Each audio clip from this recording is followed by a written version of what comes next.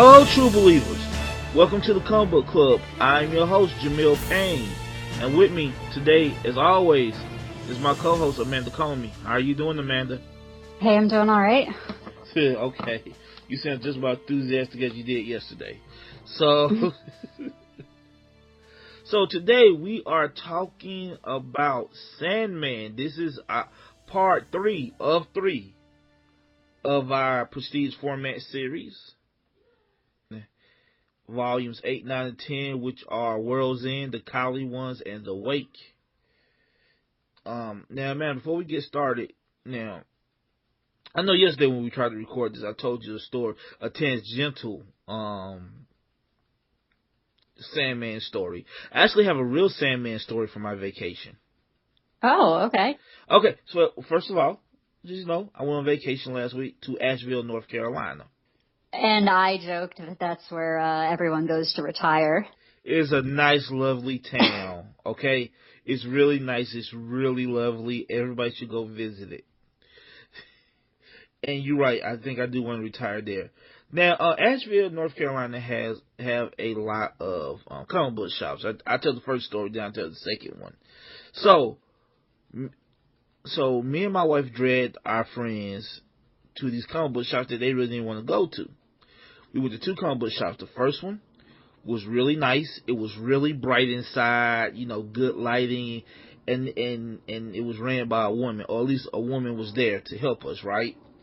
She was really helpful. She answered all our questions. She even helped my friends pick out a good Batman book for their 11-year-old kid, because I didn't know what to give. I didn't know what Batman story to give the 11-year-old kid. I'm not going to give him fucking, year 1, like what Catwoman's a prostitute. So I asked this woman. So I asked this nice woman, "What would you get? What's a good pulpy Batman story that's not too dark?" And she actually helped us out. Now I went to the second. Now after that, we were comfortable. We got back in the car. We still had time, so we was like, you know what? Let's go to another one. Like, cause everything in Asheville is like 10 minutes away from everything. It's like really weird. So, man, the second shop we went to, I encountered a fake geek boy. That is, I have some mental images floating around. I'm really excited for you to elaborate. Well, this is how I knew he was a fake geek boy, because, like, at the time, I'm reading these stories, and I'm like, I think I might want to read the Collie Ones in a physical format. I haven't really, read a physical comic book in years at this point. But since the Collie Ones were like 13 issues, it's pretty healthy. I had a little money in my pocket. I'm like, maybe I'll just go buy this volume. So we get there, and I just asked this guy, like, hey, where would the Sandman comics be at? This dude, and I said, and I quote, Sandman, who is that, Marvel or DC? And I was offended, Amanda. I was like, excuse me? He legitimately did not know what Sandman was, or what technically is Vertigo, but I guess DC would,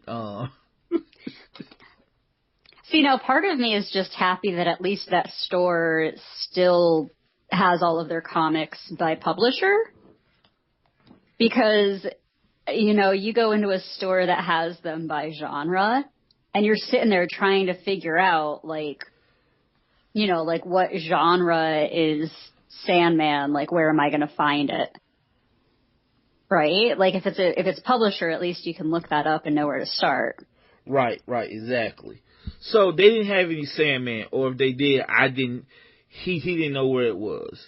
Then he pointed me towards the single issues. I'm like, that's okay, because number one, it will probably be expensive. Plus, I'm not trying to buy 13 issues of anything, especially a classic run, which I know is probably going to cost a lot of money. But it was just really weird. I went into like a fake geek dude at a comic book store. Well, I guess miracles happen all the time. I'm just.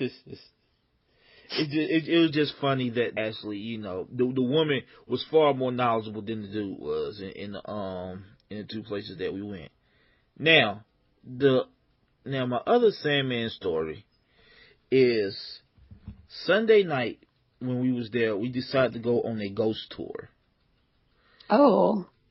And basically, it's this guy that walks around with you and basically tell you of all the grisly murders that happen in Asheville.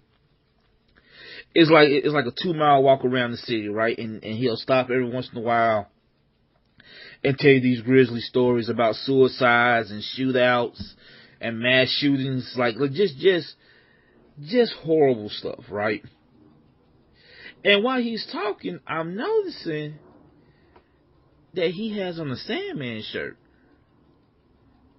Like Morpheus and all his, was it Robert Smith, Neil Gaiman, Avatar Glory, like on his shirt. I was like, I have to ask this dude about this, right? Like you know, this is really important to me.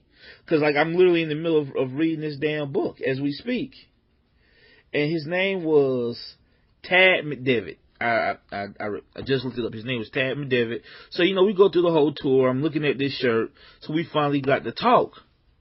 And dude was so cool. He knew all about Sandman. We were talking about Gaiman in general, how he liked American Gods, and how like the show, you know, lives up to the book. And like then he shows me his Sandman tattoo, and it's of Dream's helmet.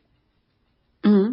So, in the midst of this adult, you know, vacation without kids and stuff, I actually found somebody I could connect with on a personal level about Sandman. On a ghost tour, even. That's very... On a ghost tour, exactly. You know, my wife and my friends, they wasn't feeling it that much, but I loved it. I loved every minute of this walking ghost tour and the horrific stories that he was telling. So yeah, that's my Sandman. That's my tangential Sandman stories. Very cool. I don't have any because we've just been homesick. So yeah. And you know, my wife just rolls her eyes too, like, oh my God, you found someone to talk to about the stuff you like. I'm like, yes, I did. And she's just like, everywhere you go, like, I know. But Do you think she would ever read Sandman? No.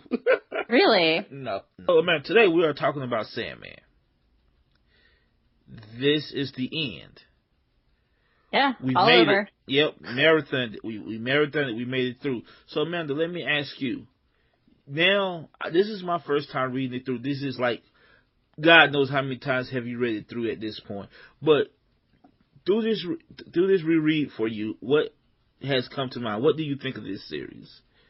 Like, you know, do you find anything new that you like? Anything new that you dislike? Like, what new insight do you have?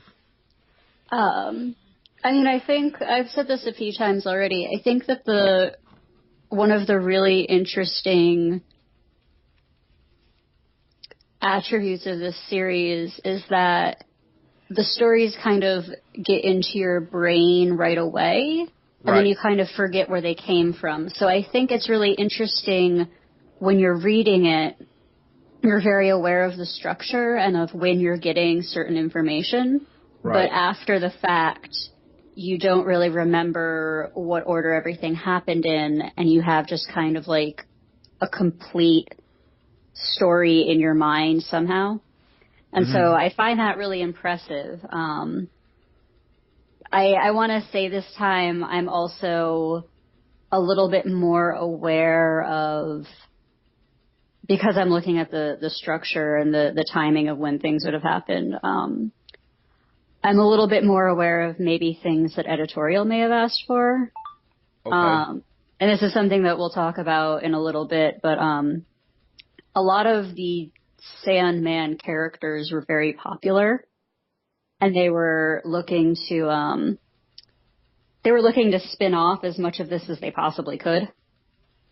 Okay. And so this time I'm feeling like I'm a little bit more aware of that. Right. I think for me, I don't know, I don't want to say anything bad.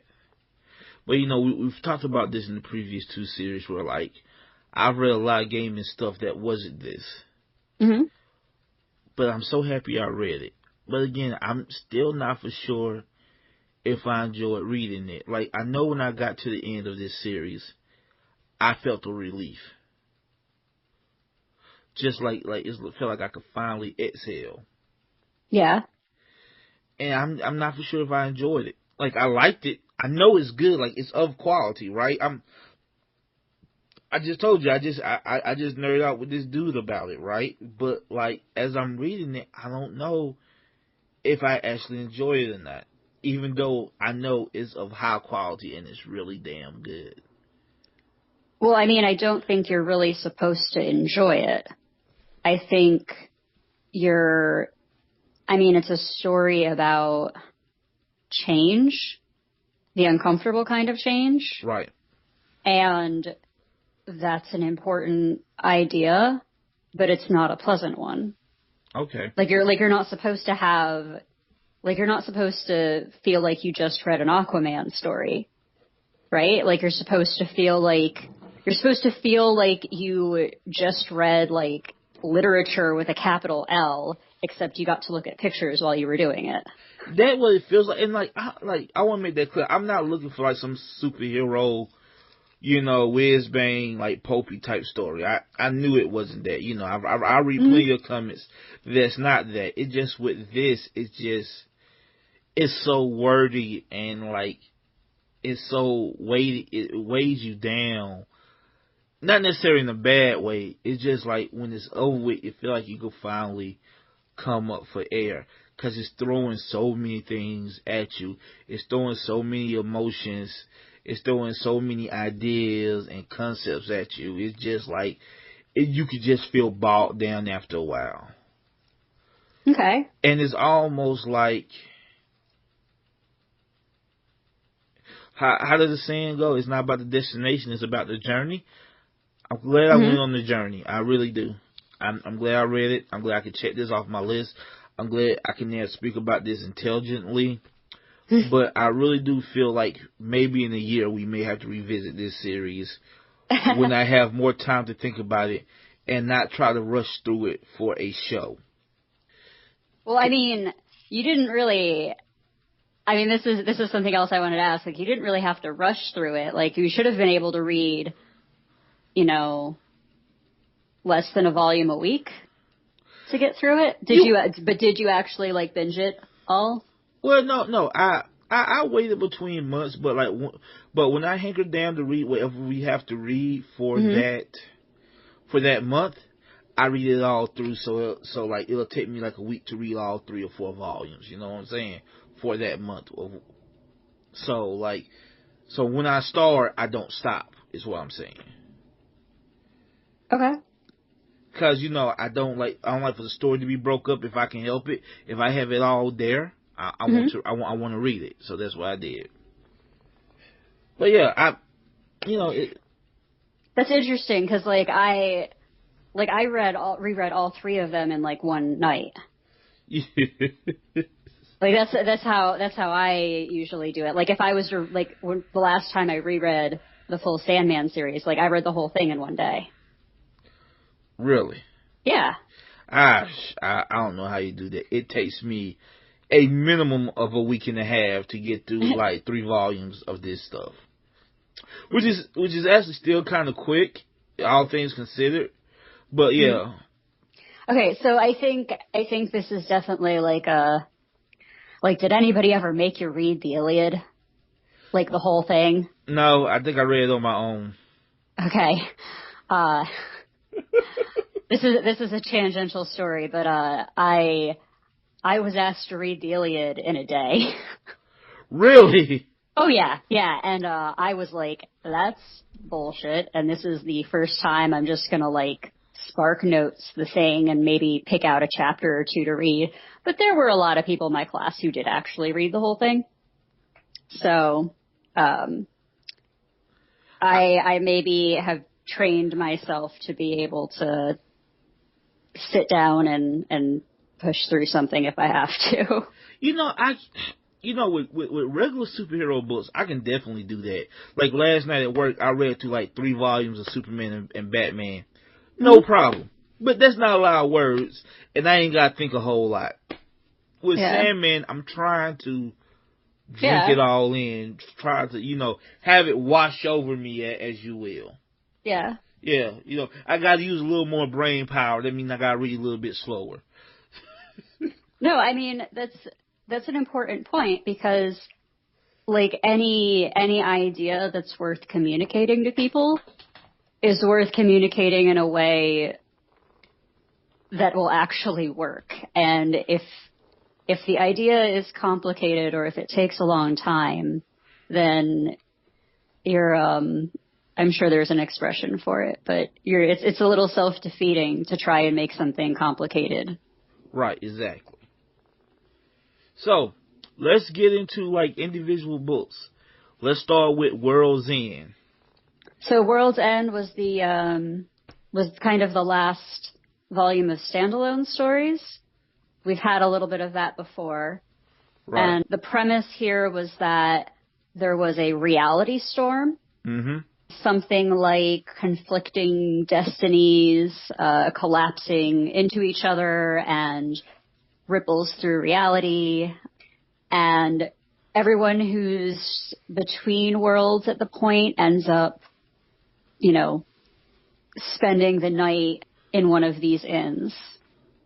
And they pass the time by telling each other stories in a very, like, Canterbury Tale sort of way.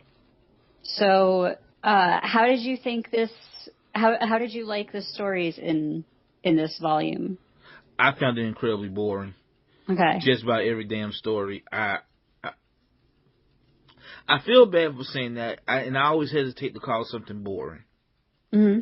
Because, and I'm pretty sure you like this. You ever like something that other people call boring, and you just be like, well, you're just not smart enough to get it? Or that's just me? Yeah. Or that's just me? Okay, good. So I'm always hesitant to call, so I always feel like something's wrong with me, instead of like the story maybe being slow. Mm-hmm. But it took me 2 full weeks just to read this one book. Like, after like a week and a half, maybe like a little less, mm-hmm. I kept falling asleep. I was only 15 pages in. Like after like a week and a few days, I was only like 15 pages in, and I just couldn't do it for the longest, and it actually had me worried, because like, well, shoot, I got like basically 2 more volumes of this. I hope the rest of the books aren't like this, because if it is, this show may not come out on time. But like, there are parts that I do like the teenage president one, I think is the best story, mm-hmm. in this volume. But everything else is just parts. It's just bits and parts. Like, I don't think the sum equals up to that great of a whole. Okay. I think that compared to some of the earlier standalone stories, most of these aren't as good. I'm thinking specifically of, we both really liked the one with the metamorph, and we both really liked the one with the kitten. We did. And none of these are really quite that caliber. And I feel like it's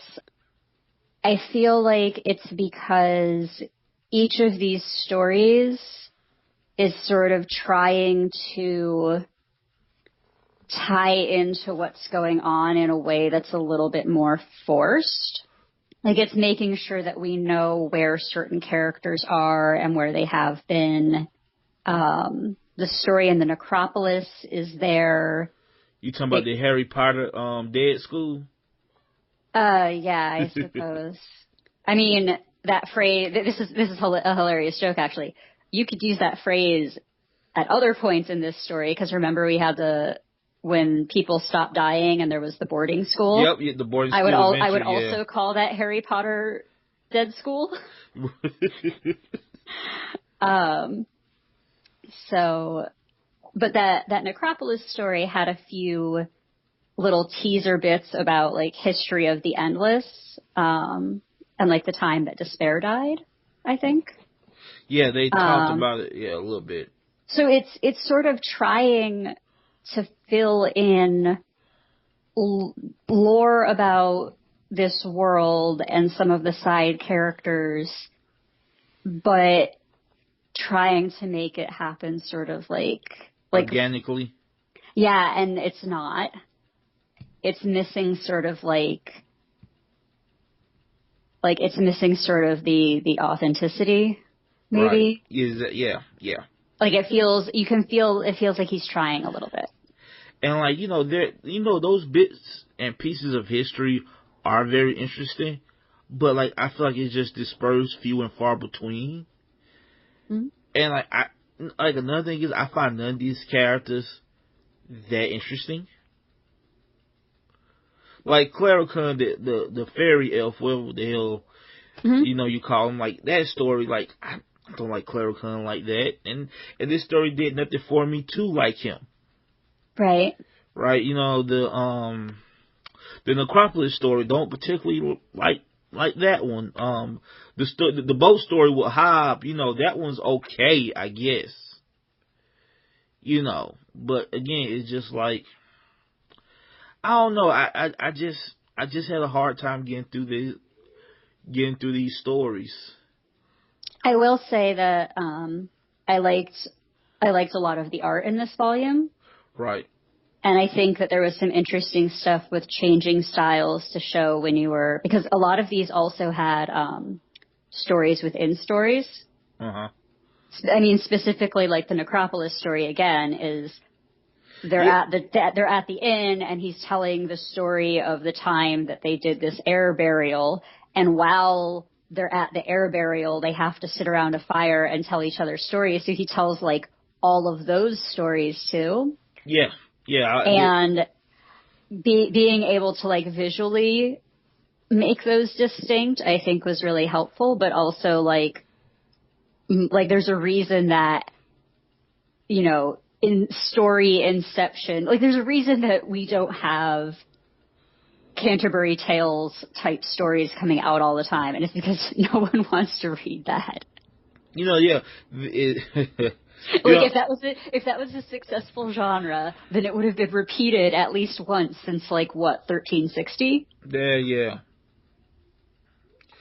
Like I said, I feel bad, right? I really do. I wish I liked it more. Like I really do. But like, besides the teenage president story, mm-hmm. I just kind of find the other stories kind of lackluster. Yeah. Now, I know you liked it. I wanna throw something out. Okay. Just real quick, did you know that there was a Prez comic? I heard about. You know what? I don't know if I knew before this, but I definitely knew after that. That this is based after like a little known DC character from the 70s. Mm-hmm. And it's just like getting to take some obscure character and make like a whole story about it. Yeah. Yeah. But I'm assuming that it's very different from this. I mean, I think that the point of the story is a little bit different. Right. Because in Gaiman's version, the point is about like the choice that you make. Mm. And the point is also about this idea of like there being multiple universes and there being like aspects of yourself in all of them. Because that story starts with a very interesting question, like, this guy like runs into a stranger in the closet or something, and the guy is like, which America are you from? And he starts asking him who has been president, and he goes far enough back, and the guy's like, oh, you're from one of those Americas. Yeah, when he mentioned Jimmy Carter, he's like, I'm so sorry. Times were quaint when like Jimmy Carter was considered like a really bad president. Oh, I think they just, I don't know if that was saying that Carter was a bad president. I think it was just saying that we didn't have Prez. Okay. We're from an America where Prez Rickard, or whatever the guy's name was, wasn't president. Yeah, that is true, and I guess that is a shame, but also we didn't like an evil smiting deity like lording over us either, so Well, maybe we do. Hey, look, I'd rather not think about that. There's some Lovecraft shit. There's some Lovecraft shit that I just don't want to think about. Seriously. But I just thought it was because this is also a big difference for me since the first time I read Sandman. Right. That some of my favorite characters are not ones that Gaiman actually made up. Like Cain and Abel in this version that they exist in the Dreaming, not his creation. They're not. Well, I know who Cain and Abel is. Do you mean like this particular version of Cain? This particular version, like the two guys who look like that and live next door to each other in little houses of secrets and mysteries and kill each other, and he kills his brother every day. That's in like Swamp Thing before this. These British. Right, British like this, like that image, like that idea, those characters were just like lifted.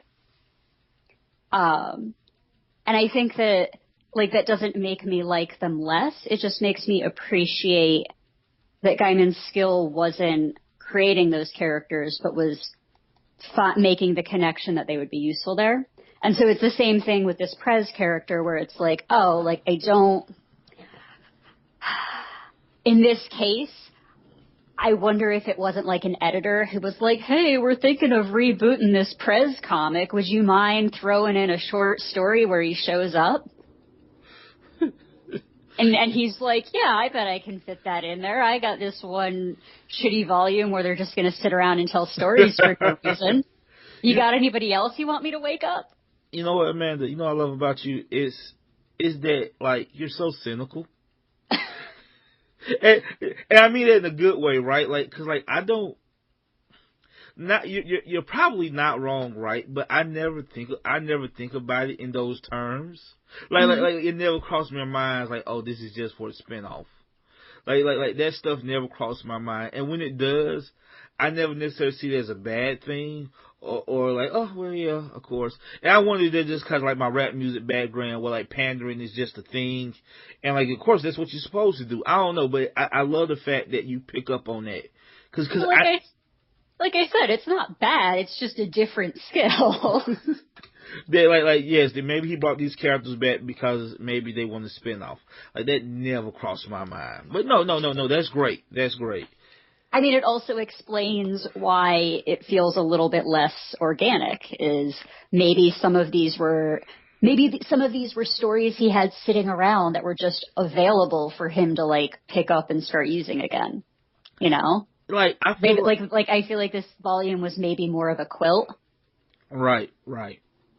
And I feel like this goes to some of his worst impulses as a writer in general. You know what I'm saying? Kind of pretentious, kind of wordy. You know what I'm saying? Like not a lot's going on.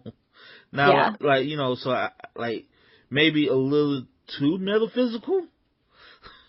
If that's a thing in the book about an aspect of an idea, but I think the most significant thing that happened in this book is at the end when everybody sees a vision of what looks like a funeral and all the dreaming and all these major characters walking in line. Right. That could mean something. Yeah, it could mean something. Which segues us into volume 10, the Kindly Ones. 9. I'm so sorry, 9. Look, but it's a 10 out of 10 on your scale, right? That's right. That's right. It probably should have ended then. But look, let's get into it.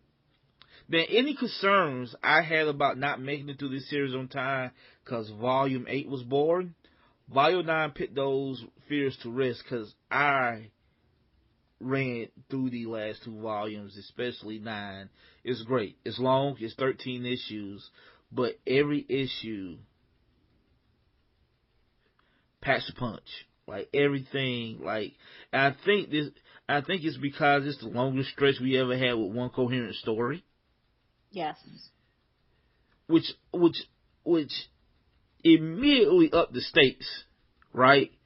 And Dream is a major character. He's not a background character, doing his whole emo dream thing at the end of a story like he do in some of these books. Yeah.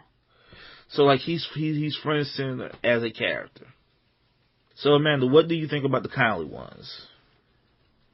Don't call them the Furies. Please right, don't call them that. Don't call them the Furies. No,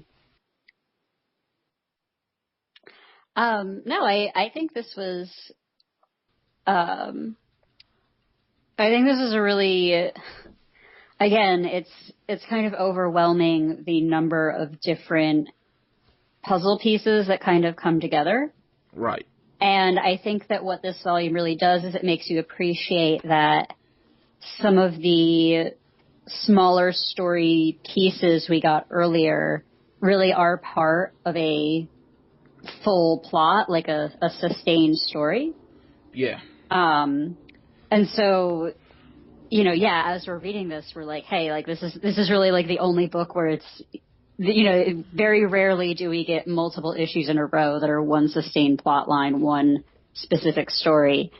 And this kind of throws it back at you and is like, hey, actually, like, a lot of the little things that were dropped along the way are part of this whole.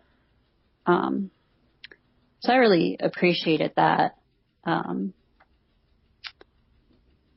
okay. I also always have a lot of anxiety reading this one because, it's not a pleasant story. The word that comes to mind, oddly enough, is epic. I feel like this story is very epic in a way, like, because like it feels very Lord of the Ringsy, because you have like 3 or 4 separate plots. You got the Corinthian and Matthew off doing their thing. You got Rose doing her thing. You got Hippolyta doing her thing. You got this bit with Nala. You got Morpheus doing his thing, and like all this stuff is separate until it's not. Mm-hmm. And at the end, it all coalesces and comes together. And each individual piece is interesting as the next, right? Yeah. Okay. You out there, Amanda? No, I think epic is not like the word I would use for that. But what word would you use? No, I think epic implies longer. Well, this was 13 issues. No, but I mean, I don't know. I picture like a different, I almost want to say sort of genre, but like epic is not really, I would say that I would not expect an epic to be internally transformative. Right. Like an epic I usually picture as like a laundry list of chores that somebody ran. Okay. I feel you. But that's just an interesting way to describe it. So yes, I think since this is so long, right, I think we should take this by storyline, and I think we should start with like, I don't want to say the least important, but maybe the least consequential to this overall story, and that's with Rose. Rose comes back. Right. It's really just giving her story an ending. Right. It is. But they do like give her an issue or two, like mostly just an issue, like an issue or two to like really like close her story. Like it almost, if anything feels like it might have a spinoff, it's her story. Mm-hmm. in a way. Because you spend so much time with her, and she has almost no direct like bearing on the main plot. And that's not a knock, by the way. That's just Well, I think her role is to show us some of the impacts on the waking world, right? While Dream is experiencing his change. Okay, so Rose Come to find out, Rose was a babysitter to Hippolyta's son, who gets kidnapped. Mm-hmm. Then she basically goes on her own adventure. Well, it's. I would say it's interesting that Rose has spent time in the dreaming. Right. She was in the doll's house. She was in a game of you, so she knows Thessaly and has been in the dreaming. Right. Her brother was, asleep with with Hippolyta, like in his brain, actually, right? Yep. And then when Daniel is kidnapped, Rose was asleep. Like, do you think that, like, if anybody could have made her go to sleep at that point so that the kidnapping could happen? Oh, definitely. We know. We'll get to that. We'll get to that. Yes. But I mean, like, I think that makes her connection to the main plot a little bit stronger. A little bit. It just, like, in the end, like, it feel like her story, like her ending of her story is just hers. You know what I'm saying? And not to the overall thing that happens at the end. You understand what I'm saying? Yeah, no, the purpose of her story in this volume was literally just to give her story a ending, because the entire series is ending. Which is odd, because I felt like, when she got her brother back and they was rich, that was enough of an ending. So I was surprised that she came back at all, because I felt like her story ended just fine. And was that the dollhouse, I believe? Mm-hmm. Yeah. I believe that was just I think that was an okay ending. So it was kind of odd to see her back, but I was happy to see her back. She was definitely one of my favorite characters. Yeah. And we kind of find out she's been taking care of Zelda, one of the Spider Women. Right, from a doll's house. From a doll's house, that whole, again, that I love that whole apartment complex she was in, because it had all these wacky characters, like a sitcom.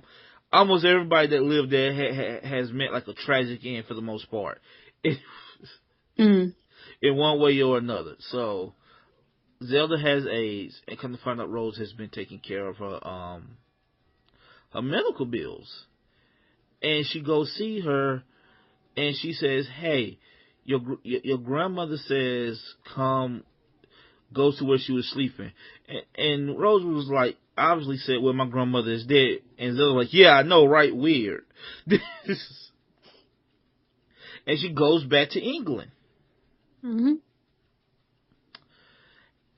And she goes there. I think it's really funny that when she gets there, she immediately goes to the broom closet to try to see if the Faith would be in there. And Zola was like, "What the hell are you doing?" She was like, "Oh, nothing." Mm-hmm. Now she didn't meet the Fate, but she did meet 3 old crones. Oh, I mean 3 old ladies, excuse me. And they each tell her a story. I'm not gonna get too deep into those stories, but I thought the one with the cheating, with the dude that was a philanderer and had the flying winged children, that was particularly horrifying. Just as a man. No, that's a great story. Yeah, real great. Whew. Anyway, no, it was. It really was.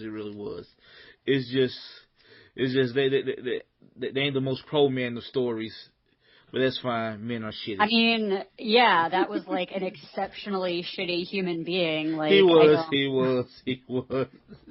I don't think it's anti-man. I think it's anti, lying and cheating and stealing and killing. Look. The way the story ends with basically her eating him slowly, that actually gave me like a bit of a chill.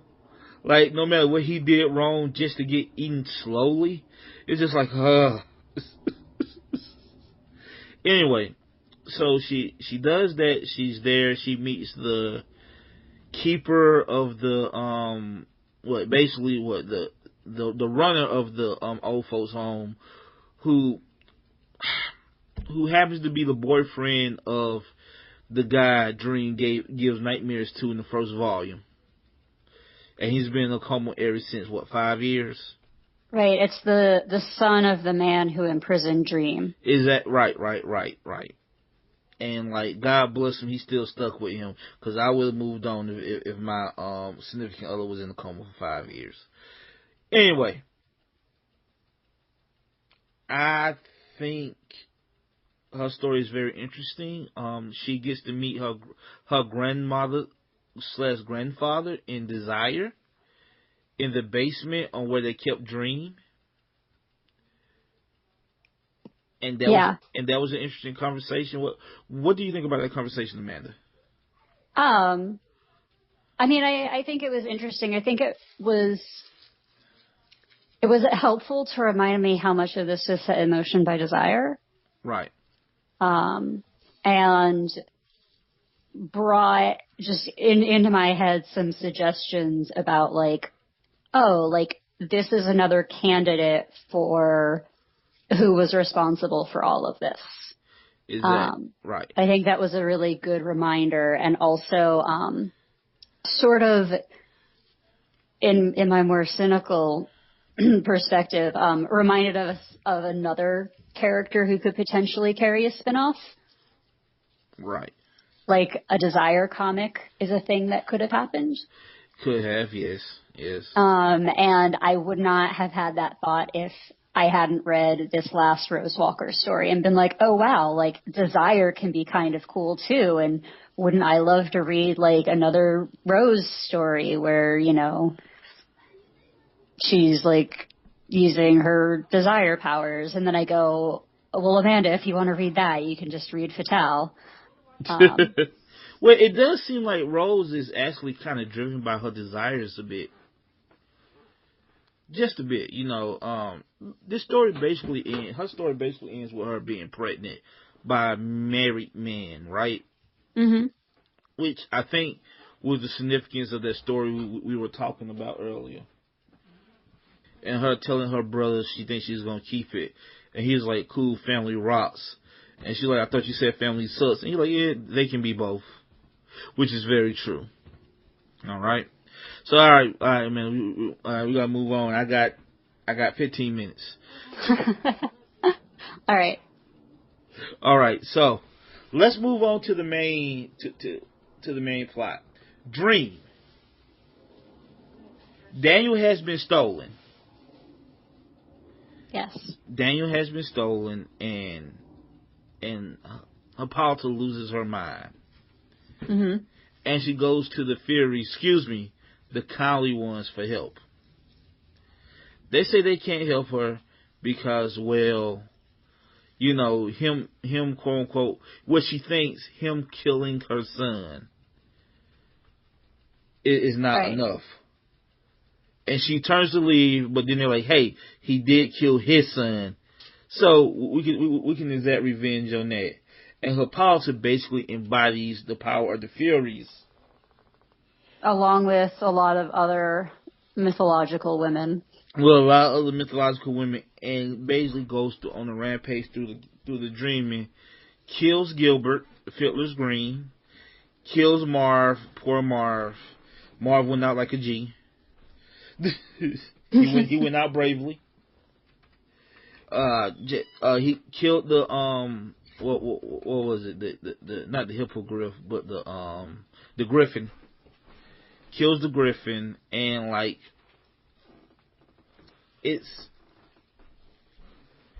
and Dream basically does nothing and just kind of let it happen. He also sends the New Corinthian, which, by the way, I see why you love the Corinthian now, because New Corinthian is awesome. Yeah. Yeah, Corinthian and Matthew need their own spinoff. That'd be my vote. Like as a buddy cop comedy. The Bird and the Corinthian. So, do you have anything to say about the Corinthian, Amanda and Matthew, and their whole little quest that they have? No, I did like that the Ravens arrive right before the war. Right. Because they can tell that there's going to be dead bodies. And I liked that, Matthew felt this pull as like a raven, as though that's like a career you have or something you're born as, except it's neither. And like, I love that he has that pull and he gets to meet like Noah's raven. Right. And it also calls back to one of the stories that, Cain and Abel were telling about the Parliament of Ravens. Mm-hmm. So I thought that was a really, clever little callback. And honestly, I feel like, Matthew was a really, like, for me, sort of like the emotional viewpoint. Like, his point of view was the one that I personally feel most strongly as the story goes through. I wholeheartedly agree. So, come to find out, with all this death and destruction of this misunderstanding, the Corinthian does find Daniel. Loki and Robert Goodfellow, Puck, had Daniel, the child, the dreaming child. Robin Goodfellow would not divulge on who hired them, and he never does. Hmm? They bring him back to the Corinthian brings Daniel back to the castle, which which made me nervous because the old Corinthian was a serial killer. So and this one seems slightly less serial killery, but like no less dangerous. You know what I'm saying? He seems slightly less deranged than the original Corinthian, but still very dangerous. Come to find out, Dream orchestrated all of this because he was tired and he was ready to go. Well, I think it's a little ambiguous whether he explicitly planned everything. Right. But he was at least allowing for all of these things to happen. Mm-hmm. In a sort of like, I don't want to use like an unsavory metaphor, but like he didn't build the train and he didn't really like jump onto the tracks, but like he didn't get off of them. Right. But who hired Puck and Loki? There's a lot of options there. You say that. No. I'm not saying you're wrong, right? But there's this line that I think says a lot about how Loki realized that he got played as the venom hit his face, and how he, as the trickster god, got tricked. And they say it was almost laughter. Now why did Dream did say, yeah, I let him out. Why did you let him out? He owes me a favor. What's that favor? And Odin warned him like, hey, don't trust that Loki. He can trick you. And like he tricked you this time. I'm just disappointed, Dream. I thought you'd be above that. Mm-hmm. I think Dream was, and I think Dream might have used him to get what he wanted. No, I mean, I think, but like, Morpheus did not hire Loki and Puck to steal Daniel at also exactly the time, there's a lot more going on than only that. Right. Like, Morpheus going ahead and killing his son.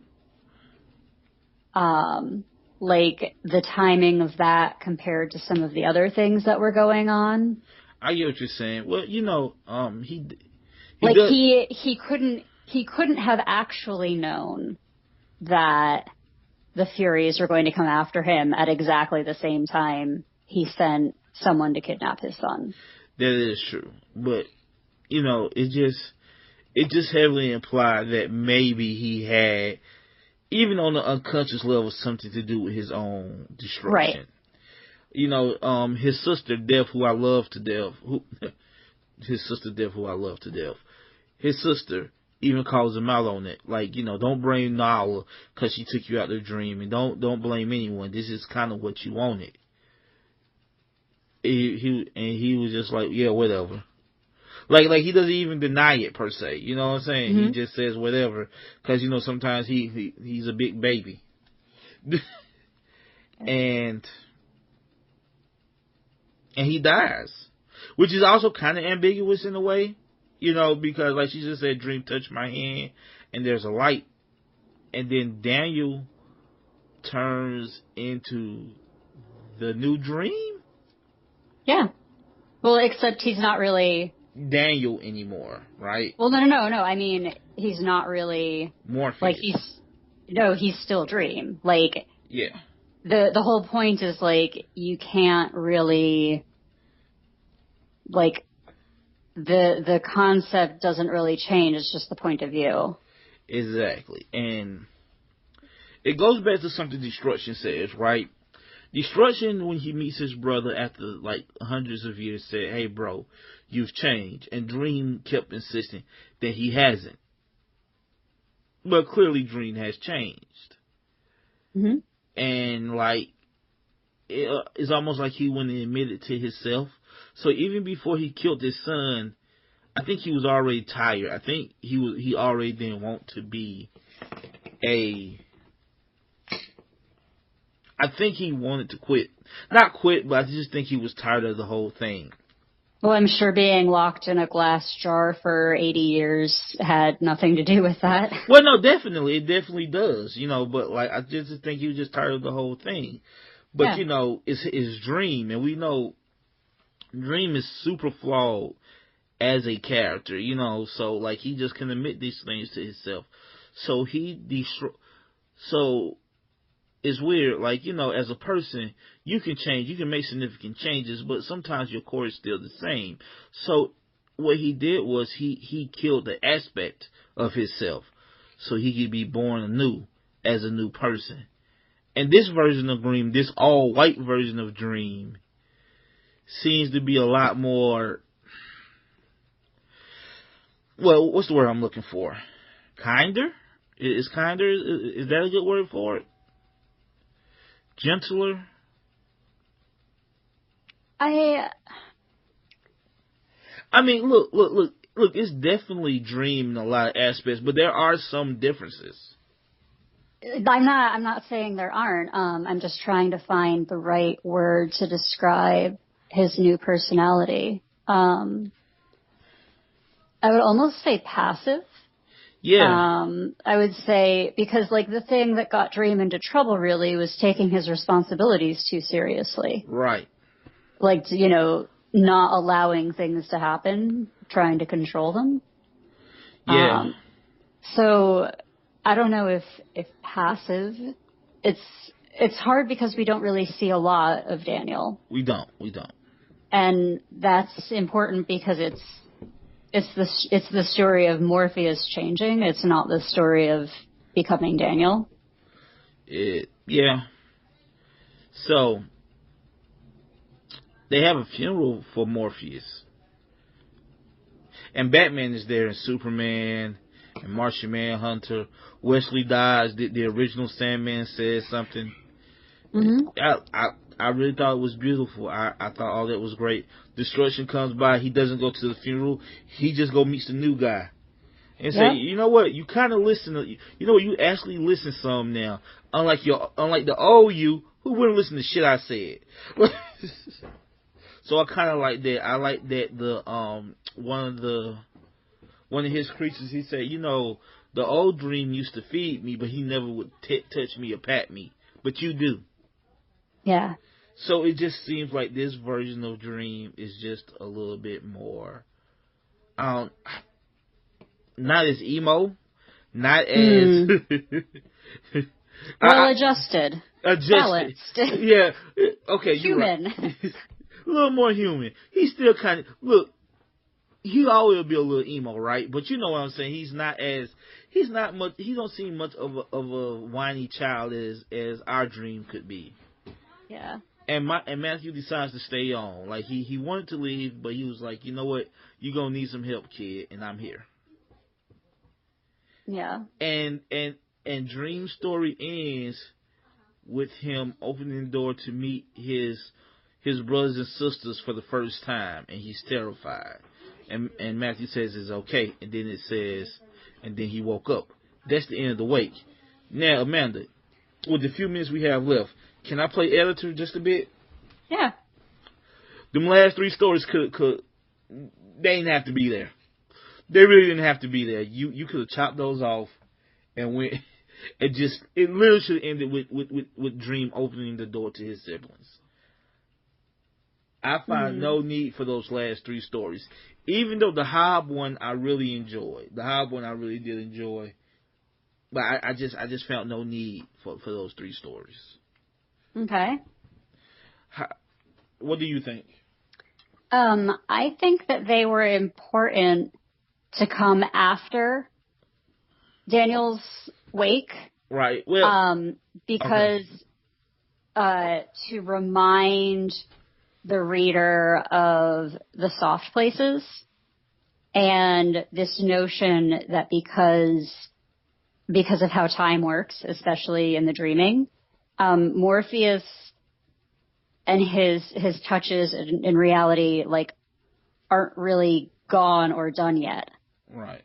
So kind of reminding the abstractness of this, because the last story in the desert, in the soft place that we've been to before, that's also the cat from the story. It is. Yeah. That is the cat from the story that we both liked about you can change reality by dreaming it.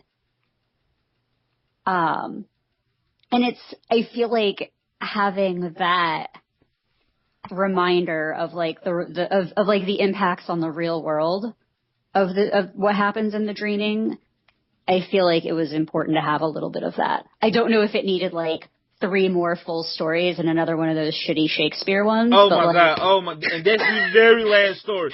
Look, I'm going to tell you something. That gave me flashes of volume 8, and I was just like, I get it though. It's Shakespeare, right? He's the king of stories. I get why you want to end with a Shakespeare story, but for the love of God, I could care less. Yeah. Honestly, you could have had the Hob story, which I'm perfectly fine with, and maybe because I'm biased because it's Hob, right? But that desert and that Shakespeare story, you could probably condense that into one book. You probably could. You could probably gave that 15 pages a piece instead of 30, instead of 30 something pages a piece. Yeah, that's fair. All right, but that's me as an editor. But if I just had my complete way, it would just end with him opening the door. Okay. So Amanda, I think that's it. Is there anything? Is there any final things you'd like to say about this book? About these books, about this series, about this seminal work of comic bookery, whatever you want to call it. I think it's a really important the idea of change, and I think it's a really important idea for adults to sit with, and I think that everyone should read this story. Absolutely. Okay. And Amanda, I just want to say thank you for finally making me read this, for putting the gun to my head and making me. That's a terrible metaphor, but but thank you for giving me an excuse to read this, because if it wasn't for you, I probably would kick this down the road even longer. Yeah, especially with some of the slower pacing in the middle. Yeah, I really do. Thank you, Amanda. This series proves to me on why we do this show. Yeah. God knows it wasn't chaos, but but this right here proves why I'm happy that we do this show, because of books like this. Well, great. Just return the favor next time. Pick a good one. I'm gonna make you read something terrible. No, I'll make you read something about Mark Miller. No, I can't. Because I would have to read it, and I don't want to do that. But But yeah, this is where we usually tell you what we're reading next. But honestly, we're going to take a break from this format for a while. Listeners, like seriously, like this has been fun, but doing these 3 shows a month as opposed to 2 and reading all this at once, this is a lot of comic book reading in a month between our 2 regular books. Yeah. And this series. That's a lot of comic book reading. I'm actually all caught up for the most part on all the comic book reading I'm gonna do for this month until towards the end. So I'm trying to catch up on reading just for pleasure. So we are taking an extended break from this series. Regular show will still go on, but this extended series probably won't be back for another 4 to 5 months, and it might be rejiggered even more by then. But Amanda, if anybody wants to complain or praise us, where can they reach us? We are on Twitter as Comic Book Club 52. Uh-huh. You can send us an email, comicbookclub52@gmail.com. And on Facebook, we are the Comic Book Club. All right. Guess and check to find the right answer. That's right. So, I am Jamil Payne. I'm Amanda Comey. And we are out.